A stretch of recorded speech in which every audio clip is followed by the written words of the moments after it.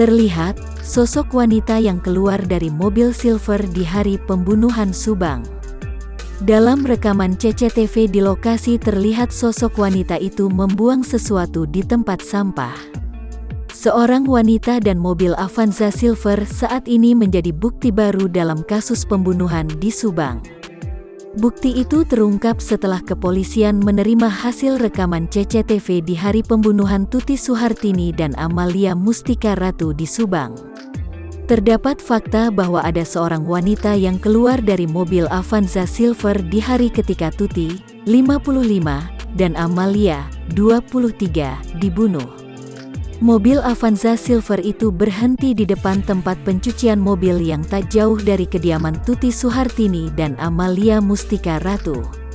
Saat itu anjing pelacak mengendus ke arah pencucian mobil di dekat rumah Tuti dan Amalia Mustika Ratu. Kesaksian pegawai pencucian mobil, anjing pelacak mengendus tong sampah yang ada di depan.